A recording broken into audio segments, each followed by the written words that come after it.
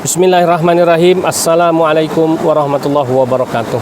Waalaikumsalam warahmatullahi wabarakatuh. Alhamdulillah wa syukrulillah wassalatu wassalamu ala Rasulillah Muhammad ibni Abdillah wa ala alihi wa sahbihi wa mawala wala hawla wala quwata illa billahil aliyyil azim.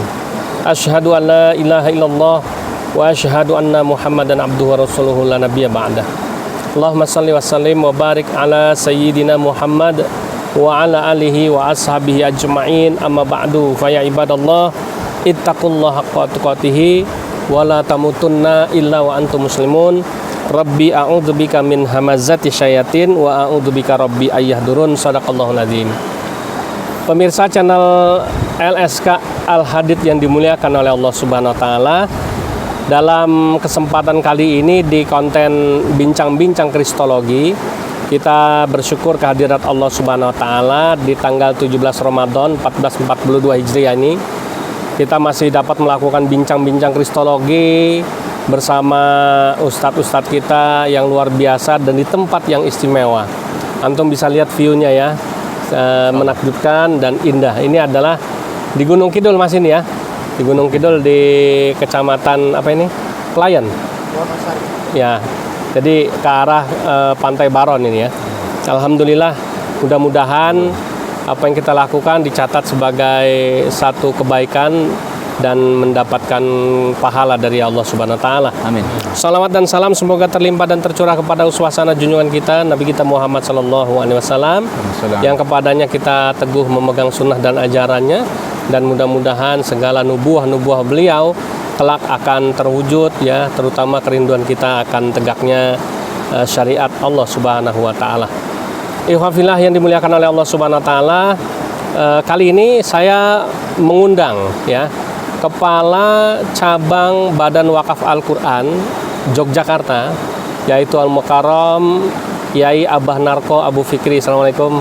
Waalaikumsalam warahmatullahi wabarakatuh. Alhamdulillah. Dan juga beliau Pak Muslih yang selalu senantiasa setia ya mendampingi kiai kita kemana-mana untuk mendistribusikan Al-Quran ke pelosok-pelosok DIY ya, terutama di Kabupaten Gunung Kidul. Ya. Nah, kenapa sih kok saya mengundang beliau begini spiritnya? Karena tanggal 17 Ramadan itu kan malamnya, walaupun tadi malam ya mestinya, adalah malam diturunkannya Al-Quran ya. Dalam Al-Quran surat Al-Baqarah 184 Allah berfirman, Syahrul Ramadan alladzi unzila fihil Qur'an hudal linnas wa bayyinatin minal huda wal furqan.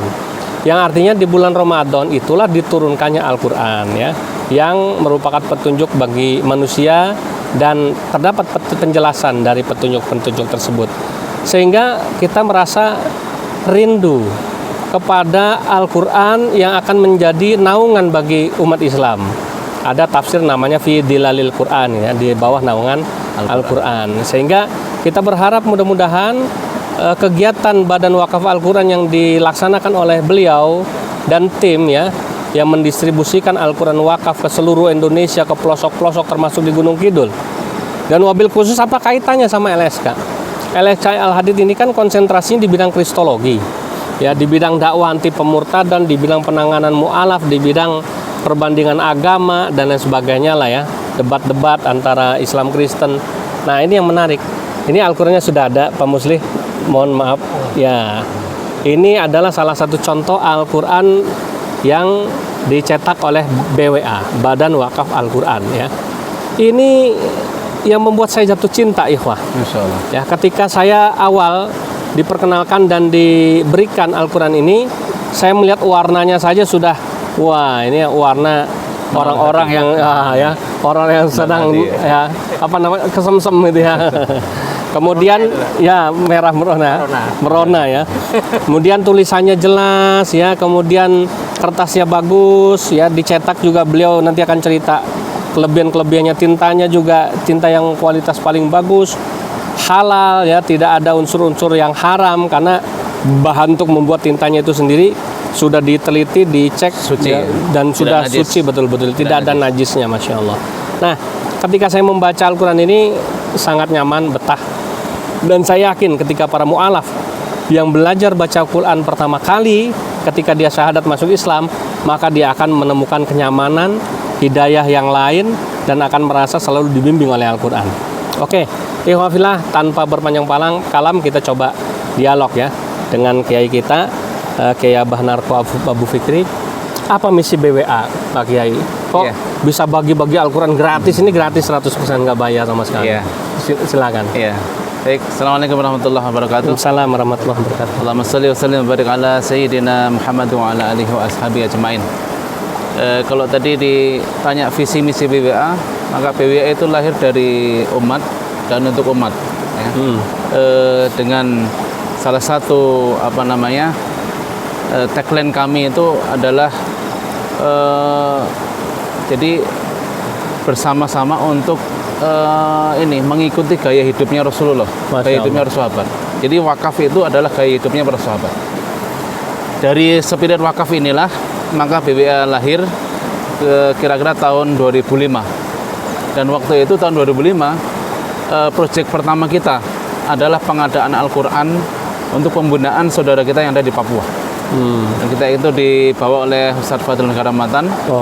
Dan sampai sekarang alhamdulillah sudah mengislamkan ribuan suku asli Papua. Itu lahirnya BWA. Dimulai dari ada dakwah, ada fasilitas yang harus kita sampaikan pada saudara kita, yang tentunya berupa Al-Quran. Maka program pertama kami adalah, dan sampai sekarang khususnya untuk Al-Quran itu wakaf Al-Quran dan pembinaan. Artinya selain kita ini mengadakan wakaf Al-Quran sejak awal 2005 sampai sekarang, alhamdulillah kita ini sudah mencapai angka 1.100.000 lebih Al-Quran. Al-Qurannya dicetak kita bagi. Yang sudah dibagi ya, Masya Allah ya. Jadi sudah 1.100.000 lebih. 1.100.000. Kita mulai bagi dari Aceh sampai Papua. Dan alhamdulillah dari sekian juta itu, menurut kami adalah satu prestasi tersendiri, karena badan atau lembaga yang konsen untuk menghimpun wakaf Al-Quran itu kita yang mengawali. Baik. Jadi yang mengawali pertama, di luar Depak, di luar yang lainnya. Alhamdulillah BWA ini yang hadir pertama kali menghadirkan Al-Quran untuk kaum muslimin. Dan alhamdulillah dengan wakaf Al-Quran dan pembinaan inilah kita bisa menyebarkan Quran sekaligus untuk membina. Berarti syiar begitu ya. Berarti bukan cuma dibagikan secara cuma-cuma, tapi ada pembinaannya. Nah, kalau boleh tahu paket-paket pembinaannya antara lain apa aja, Gai? Iya. Jadi yang pertama kita membina para dai-dai di daerah yang kita kategorikan itu rawan pendidikan dan rawan akidah. Ya. Jadi termasuk pemurtadan di dalamnya tuh ya? Termasuk, iya. Terutama di daerah yang minoritas ya. Misalnya di Papua, di NTT dan sebagainya. Dan perlu dicatat sekarang ini di Papua Barat terutama, itu kalau kita bicara Islam itu sudah bukan minoritas sana. Jadi jumlah saudara kita di Papua Barat itu ada 1 juta lebih. Jadi 40% populasi dari penduduk Papua Barat itu Muslim. Alhamdulillah. Artinya tidak lagi minoritas sebenarnya. Gitu. Nah, itu yang pertama. Jadi kita bina dai-dai karena nanti dia para akan ustadznya nih ya. Ustadznya di daerah ya langsung asli begitu. Setelah itu kita nanti akan berikan Quran ini untuk beliau wasilah dakwah. Di samping kita akhirnya selain Quran, yang awalnya ini Quran gitu kan, tapi ternyata ketika kita masuk ke daerah itu menemukan banyak masalah. Ada kaitan dengan air bersih. Ini kita di Gunung Kidul ya, Masya Allah ya, airnya melimpah. Padahal mungkin kita bergeser sedikit ke selatan itu sudah kekurangan air. Nah BWA itu masuk untuk menyelesaikan solusi setiap masalah itu dengan wakaf. Luar biasa. Jadi dengan masuknya Quran, ada problem air, kita bantu air. Ada problem penerangan, nggak ada listrik, kita bantu listrik. Ada di sana itu saudara kita, para da'i yang ketika harus berdakwah di pedalaman, itu tidak ada kendaraan, kita adakan wakaf khusus kendaraan dakwah. Termasuk juga kalau di Papua itu ada, atau di NTT itu ada kapal dakwah. BWA sudah mengadakan itu. Kita sudah punya kapal itu tiga kapal yang sudah BWA buat dan sekarang sudah bermanfaat untuk para dai kita di Papua, di NTT, termasuk Jakarta. Nah, satu fungsinya itu kita buat ada klinik apung begitu. Klinik apung yang di situ kita bawa obat-obatan dari dokter, kita ke pelosok mengobati saudara kita yang ada di pelosok yang sakit. Iya, iya. Berarti ini BWA ini skupnya udah nasional ya? Nasional. Dan sudah berapa cabangnya di seluruh Indonesia? Ada 22 cabang, alhamdulillah. 22 cabang seluruh Iya. Indonesia ya. Termasuk Tapi Al-Qur'annya sendiri sudah merata belum hampir untuk 1 semua, juta itu? Hampir semua ya? di seluruh provinsi. Terutama yang tadi kategorinya adalah rawan pendidikan dan rawan akidah. Oke. Gitu. Nah ini next ke depan ini rencananya mau nyetak berapa banyak lagi, Yai? Kita tagline tiap tahunnya itu adalah 1 juta Al-Quran. Oh, setiap tahun 1 juta. Iya. nanti? Oh, Jadi kalau di tahun 2019 itu 1 juta Al-Quran bangkitkan Indonesia. 2020 kemarin kita punya tagline 1 juta Al-Quran kuatkan Indonesia. Jadi 1 tahun itu kita targetnya 1 juta. Target 1 juta. Karena kalau dari hitung-hitungan 1 juta itu kita bagi ke seluruh penjuru pelosok dengan kategori 2 tadi, itu ternyata di daerah-daerah kita kemarin buat semacam peta begitu, Kiai. Itu masih 0,0,0. Iya. Jadi misalnya di NTB, di daerah Bima 0, di NTT ada di Adonara yang kemarin terjadi banjir bandang itu 0, Iya. Ada satu menarik cerita. Jadi kita tahun berapa saya lupa, kita buat rumah Quran yang itu kita sampai diberikan kepada salah satu ustadzah di sana. Menariknya pas banjir bandang kemarin, itu rumah Quran yang dibuat BWA tidak terkena oleh banjir bandang. Masya Allah. Yang lainnya itu porak-poranda itu masih utuh.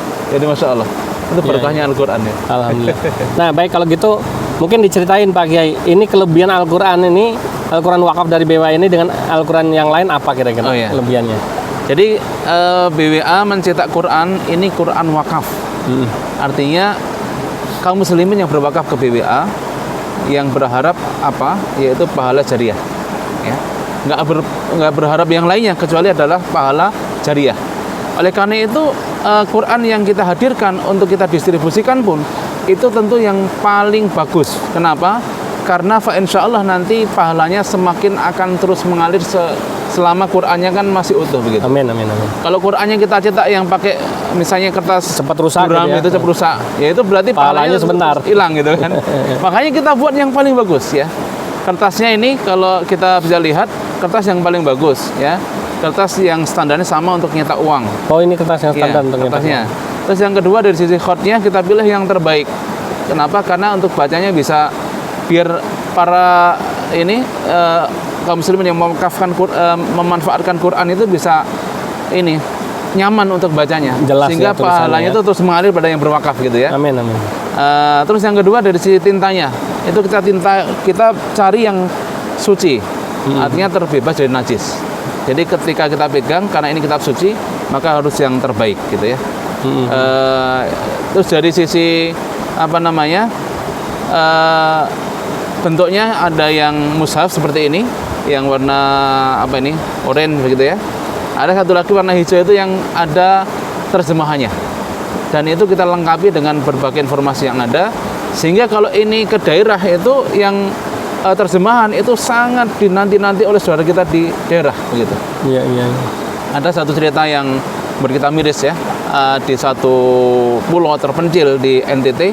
Saya dapat cerita dari sahabat kita para relawan karyawan BWA yang ada di daerah itu. Subhanallah di sana kaum muslim itu tidak mengenal sholat itu utuh karena pemahamannya. Jadi mungkin hanya sholat Jumat kalau salah yang cerita yang dengar. Tapi setelah kita hadir di sana, kita jelaskan segala macam, alhamdulillah itu kembali lagi. Gitu. Dan banyak cerita-cerita yang di daerah-daerah pedalaman itu Quran ini sangat bermanfaat untuk saudara kita. Ya. Bayangkan untuk mendapatkan satu Quran itu dengan ongkos belinya itu lebih tinggi ongkos belinya. Karena harus naik kapal jauh ya, hari-hari lebih mahal biaya ongkosnya. Makanya ada ibu-ibu ketika kita bagi Quran ini sudahlah Qurannya bagus begitu ya. Gratis lagi. Bingung ya. Itu sampai nangis terharunya. Beneran nih gitu. Beneran gitu. Jadi kayak mimpi itu. Makanya ini dan kita saat ini ke depan itu karena setahun itu 1 juta Quran itu ternyata semakin kita ke dalam itu semakin kurang. Kita yang membutuhkan itu semakin kurang. Semakin banyak dan Al-Qur'annya semakin kurang. Kurang ya. Kayak misalnya di Gunung Kidul kita kan kemarin mendistribusikan ada 5.000 Al-Qur'an. Begitu kita distribusikan kan kurang ya. Betul.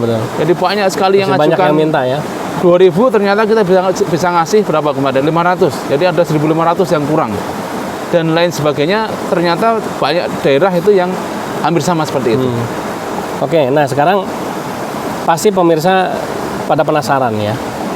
Bagaimana cara kalau saya ingin ikut berpartisipasi untuk mendukung dakwahnya BWA gitu ya. Iya. Mungkin pengen ikutan wakaf Al-Qur'an gitu ya. Mungkin dijelasin Pak Kiai gimana caranya. Oke. Jadi yang pertama, BWA itu dari umat untuk umat, ya. Jadi mendukung dakwah BWA berarti mendukung dakwah umat. Itu yang pertama. Karena kita ini nanti sebenarnya itu hanya mendorong atau memberikan fasilitas, membantu saudara kita para dai yang ada di daerah-daerah itu untuk bisa mendapat fasilitas, yaitu beberapa Al-Qur'an khususnya, gitu kan. Nah, maka kami juga alhamdulillah ini selama ini tidak ada dana dari manapun kecuali itu dana dari umat. Alhamdulillah. Jadi dana yang kalau kita misalnya 1 juta Quran, itu satu Quran itu kalau wakaf kan para wakif itu wakafnya 100.000. Nilainya 100.000. Iya. Jadi 100.000 itu nilainya bukan hanya Quran saja, tapi dia ada 3 hal. Yang pertama itu Quran, nyetak Quran. Yang kedua untuk biaya distribusi pengiriman ya ke daerah. Dan yang ketiga untuk operasional atau operasional distribusi, atau yang ketiga itu untuk pembinaan. Ya.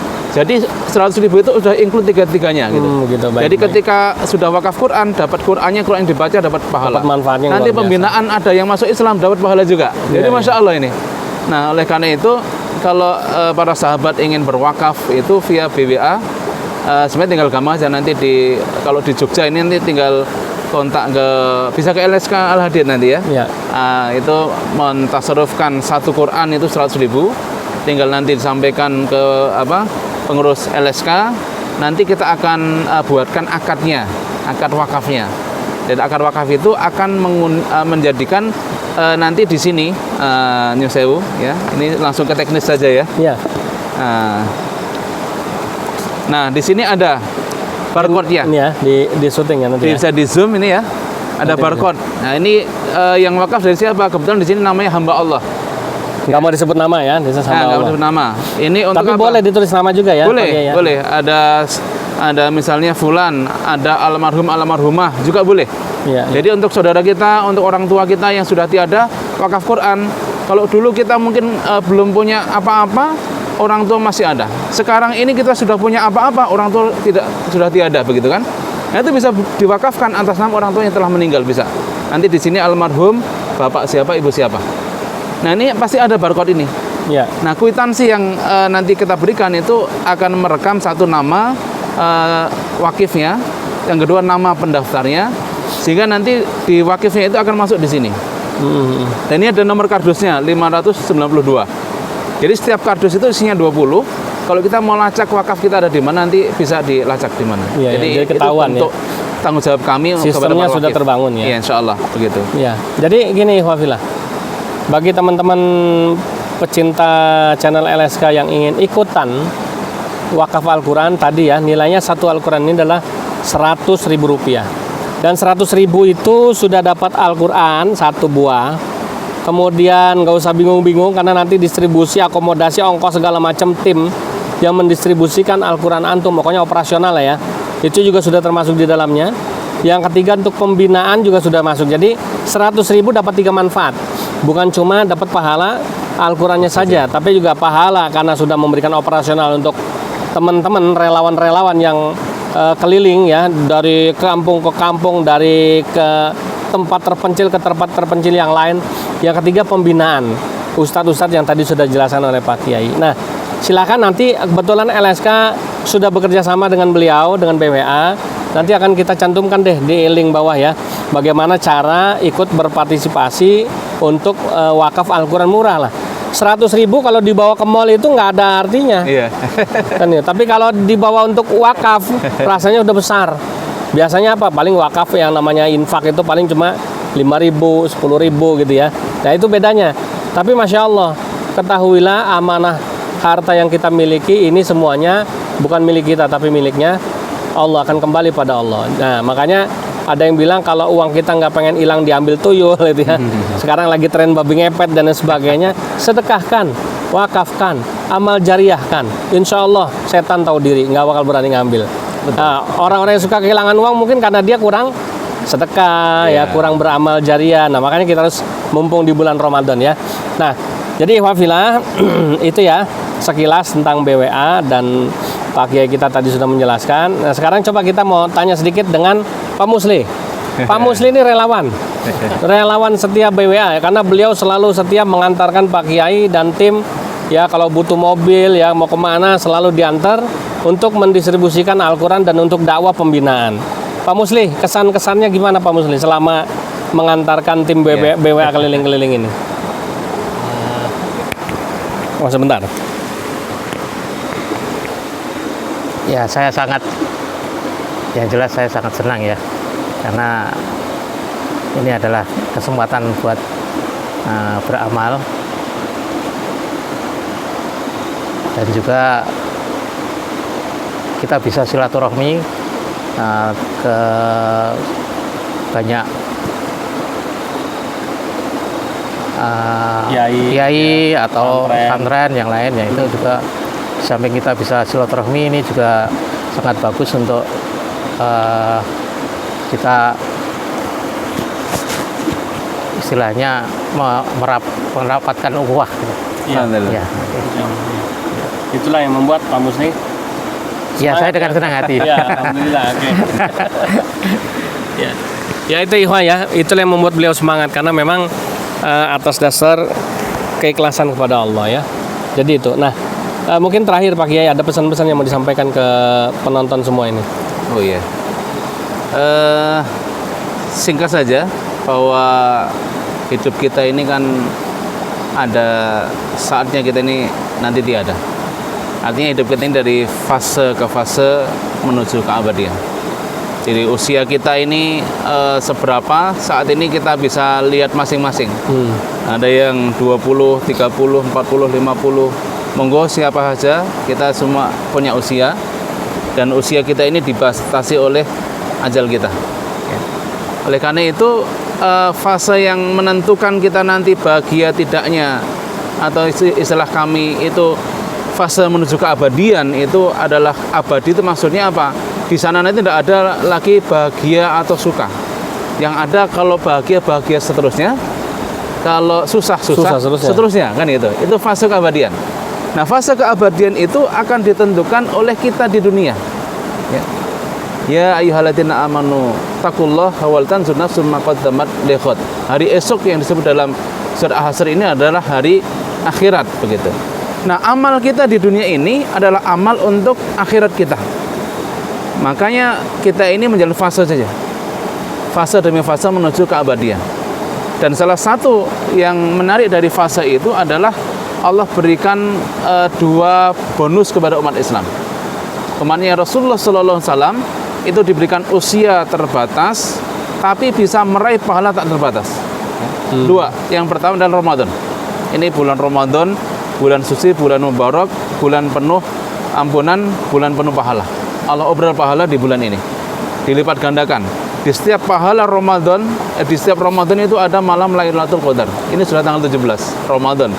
Mendekati akhir itu akan ada malam Lailatul Qadar yang satu malamnya lebih dari 1000 bulan. Lebih utama dari 1000 bulan. Kalau kita ini misalnya dikasih usia 30 tahun, dikurangi masa balik kita kira-kira 15 tahun, ada 15 kali bulan Ramadan. Kalau di setiap 15 kali bulan Ramadan itu kita maksimalkan, berarti insya Allah kita punya 15 kali Lailatul Qadar. Kali 1000 berapa? 15.000 tahun. Subhanallah. Oleh karena itu yang pertama Ramadan kita maksimalkan untuk menjadi fase demi fase itu. Yang kedua tentunya adalah amal-amal yang lain di luar Ramadan yang Allah Subhanahu wa taala berikan hadiah pada kita. Dalam surah Yasin ayat 12 Allah Subhanahu wa taala berfirman, Bismillahirrahmanirrahim. Inna nahnu nuhyil mauta wa naktubu ma qaddamu wa atharahum wa kulla shay'in ahsaynahu fi imamin mubin. Dalam surat Yasin ayat 12 ini Allah Subhanahu wa taala berfirman, Inna nahnu nuhyil mauta. Sungguhnya Allah itu yang Maha menghidupkan orang-orang yang telah mati. Wa naktubu ma qaddamu, dan Allah itu yang akan menuliskan ma qaddamu, apa-apa yang dilakukan oleh manusia. Termasuk wa atharahum, yang ditulis bukan ketika manusia hidup saja, tapi atharnya, bekasnya. Kalau manusia itu masih ada bekasnya, maka itu yang akan ditulis. Nah, salah satu bekas itu adalah di dalam hadis disebutkan oleh Rasulullah sallallahu alaihi wasallam, "Idza matal ibnu adama in qata'an huwa amaluhu illa min salasin." Ketika anak Adam mati, maka seluruh amalnya akan terputus kecuali 3 perkara. Yang pertama adalah shadaqatin jariyatin. Nah, ini yang disebut kita bahas tadi adalah wakafnya kaum muslimin. Maka sungguh rugi kalau kita ini seorang muslim, kalau kita ini punya harta, kok nggak pernah wakaf sekalipun, gitu. Jadi wakaf sekalipun. Dan ini wakaf yang murah ini. Mudah sekali, 100.000 kan gitu. Kalau kita jajan bisa 200.000, 300.000 sekali buka puasa gitu ya. Masuk wakaf Quran nggak bisa kan gitu. Padahal wakaf Quran ini akan bisa mengalirkan pahala selama Qurannya itu masih ada, terus dibaca. Dan BWA insya Allah memastikan bahwa Quran itu bisa terbaca, bisa dimanfaatkan oleh kaum muslimin dengan program-program yang sudah kita rancang itu. Iya. Oleh karena itu, yang kedua dari selain Ramadan itu adalah maksimalkan harta kita untuk kita wakafkan. Makanya saya di awal kita sampaikan bahwa wakaf itu adalah gaya hidupnya para sahabat, gaya hidupnya Rasulullah. Kalau kita lihat nggak ada itu asar zakatnya, tidak ada pada sahabat. Tapi asar wakafnya luar biasa sekali. Iya. Utsman bin Affan, Sayyidina Utsman bin Affan itu ada sumur rumah dan sebagainya. Banyak sekali bekas-bekas dari para sahabat. Termasuk juga nanti ilmu dan sebagainya. Oleh karena itu, disinilah pentingnya kita ini terus waspada pada fase yang terus berjalan.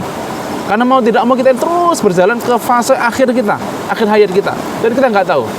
Oleh karena itu, sebelum fase itu akhirnya datang, yaitu ajal kita datang, maka kita maksimalkan 1 Ramadan, 2 adalah amal-amal jariyah. Salahnya adalah wakaf ini.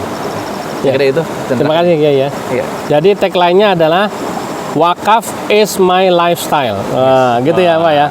Jadi jadikan wakaf itu sebagai bagian daripada gaya hidup kita.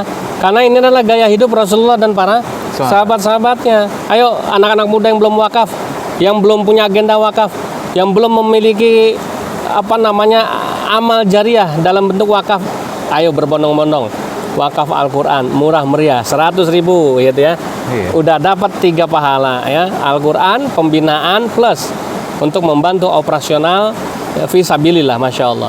Baik, terima kasih kesempatan yang sangat bagus dan berharga ini Pak Kiai, Pak Muslim. Mohon maaf lahir batin, mudah-mudahan apa yang sudah diperjuangkan oleh BWA semuanya dan teman-teman baik di pusat maupun di seluruh daerah yang tadi jumlahnya 22 cabang mendapatkan keberkahan dan ridhonya Allah Subhanahu wa taala. Amin. Demikian dan kita akhiri sama-sama dengan baca doa penutup majelis. Subhanakallahumma rabbana wa bihamdika asyhadu an la ilaha illa anta astaghfiruka wa atubu ilaik. Billahi taufik wal hidayah. Wassalamualaikum warahmatullahi wabarakatuh. Waalaikumsalam warahmatullahi wabarakatuh.